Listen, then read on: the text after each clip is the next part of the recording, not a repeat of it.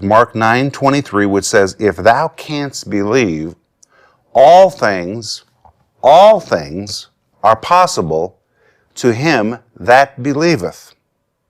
When Denise and I first moved to this part of the world, we were told by many people that we would fail, that no one had ever attempted to do what we were going to do, just too big of problems were ahead of you, too many principalities and powers and demon spirits, and Rick, don't you understand where you're going, where you're taking your family? But I knew that God had spoken to me. I knew that.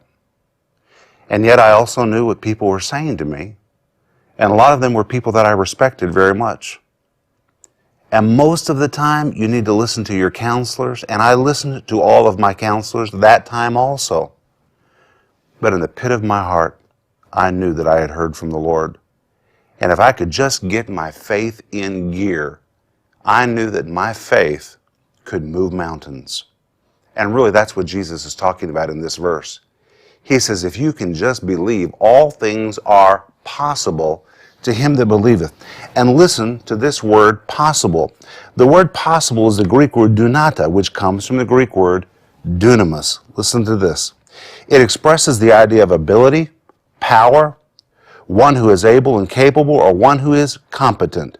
This word is from the same Greek word for power, and it emphatically tells us there is a power that causes one to become able, capable, or competent for any task.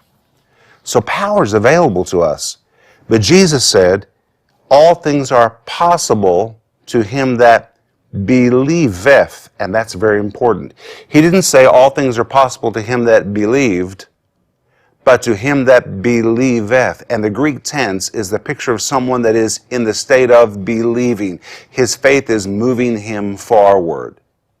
In order for your faith to be empowered, in order for your faith to release the phenomenal power that's locked up inside of it, which makes you able and makes you competent, you can't rely on what you believed yesterday. Your faith has got to be active, ever active, always moving forward. And I want to tell you, this is not going to happen if you do not have an active relationship with God, because God is the only one that can keep your faith alive and well. But to him that believeth, or the Greek says, to him that is believing, all things are possible. I was thinking one day about people that have signs and wonders in their ministry versus people who do not. And if you look at it, people who really have a lot of signs and wonders believe for them. They really believe for them. They've got their faith out there for them. They talk about it, they pray about it, they fast for it. They are believing for them, constantly pressing in that direction, and that's why they have them. Those who say, yeah, I believe in miracles, I just don't understand why I don't have any, they don't really have a big desire for that, and therefore they're not seeing that in their ministry. We receive what we believe. And those that are believing constantly and pressing in for miracles, they're the ones who see them more than anyone else. Now let me bring this home for you. What about you? What are you believing for? Is your faith really reaching forward?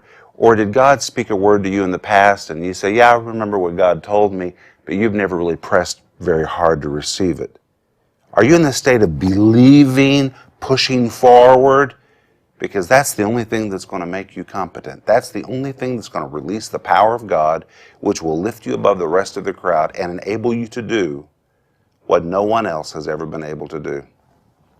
Your faith is a critical key to the ability for you to do all things. But if you'll believe, all things really are possible for you.